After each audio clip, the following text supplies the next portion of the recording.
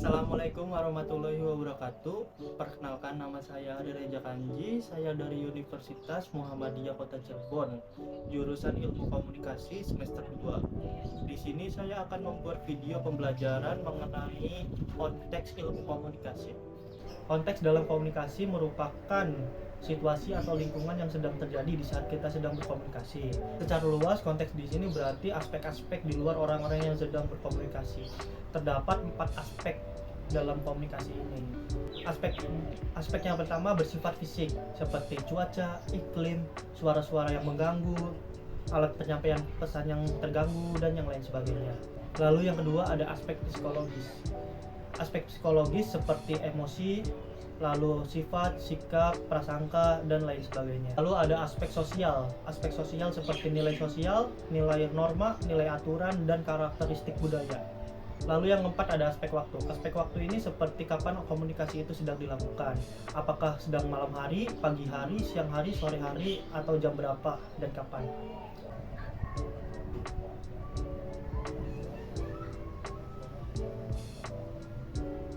Nah, komunikasi ini terbagi menjadi 6 konteks atau 6 tingkatan. Yang pertama ada komunikasi intrapersonal, yang kedua ada komunikasi interpersonal, yang ketiga ada komunikasi grup, lalu yang keempat ada komunikasi massa, yang kelima ada komunikasi organisasi, yang keenam ada komunikasi publik.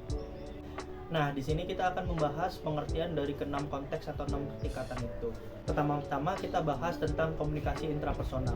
Komunikasi intrapersonal adalah proses komunikasi yang terjadi dalam diri seseorang melalui sistem saraf dan inderanya.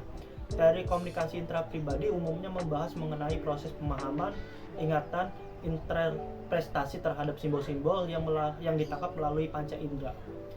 Nah, simbol-simbol yang dimaksud di sini adalah seperti kita menangkap warna merah itu tandanya berani, warna putih itu tandanya seperti suci, warna hitam itu tandanya jelek atau kotor, dan lain sebagainya. Yang kedua adalah komunikasi interpersonal atau komunikasi antar pribadi. Komunikasi antar pribadi adalah komunikasi antar perorangan dan bersifat pribadi, baik yang terjadi secara langsung tanpa medium ataupun tidak langsung melalui medium. Kegiatan-kegiatan seperti percakapan tatap muka, percakapan melalui telepon, surat menyurat pribadi merupakan contoh-contoh komunikasi antar pribadi. Di teori komunikasi antar pribadi umumnya memfokuskan pengamatannya pada bentuk-bentuk dan sifat hubungan, percakapan, interaksi, dan karakteristik komunikator. Lalu yang ketiga ada komunikasi kelompok. Komunikasi kelompok ini memfokuskan pembahasannya pada interaksi di antara orang-orang dalam kelompok-kelompok yang kecil. Komunikasi kelompok juga melibatkan komunikasi antar pribadi. Teori-teori komunikasi kelompok antara lain membahas tentang dinamika kelompok, efisiensi dan efektivitas penyampaian informasi pada kelompok, pola dan bentuk informasi, serta pembuatan keputusan dalam kelompok. Lalu yang keempat ada komunikasi organisasi. Komunikasi organisasi menunjuk pada pola dan bentuk komunikasi yang terjadi dalam konteks dan jaringan keorganisasi. Komunikasi organisasi melibatkan bentuk-bentuk komunikasi formal dan informal, serta bentuk-bentuk komunikasi antar pribadi dan komunikasi kelompok. Pembahasan teori-teori komunikasi organisasi antara lain menyangkut struktur dan fungsi organisasi, hubungan antar manusia, komunikasi dan proses perorganisasian, serta kebudayaan organisasi. Lalu, komunikasi massa. Komunikasi massa adalah komunikasi melalui media massa yang ditujukan kepada sejumlah halayak yang besar.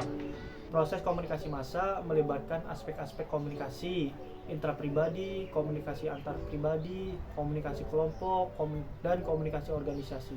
Teori-teori komunikasi massa umumnya memfokuskan perhatiannya pada hal-hal yang menyangkut struktur media, hubungan media dengan masyarakat, hubungan antara media dan halayak, aspek-aspek budaya dari komunikasi massa, serta dampak atau hasil komunikasi massa terhadap individu.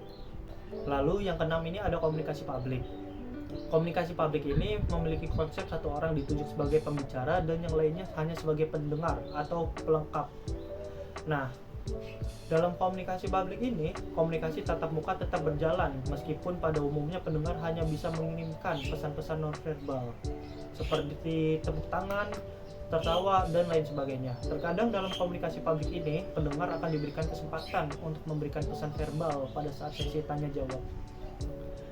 Sekian pembelajaran dari saya mengenai konteks dalam ilmu komunikasi. Jika ada yang ingin ditanyakan, bisa langsung ditanyakan melalui kolom komentar. Terima kasih.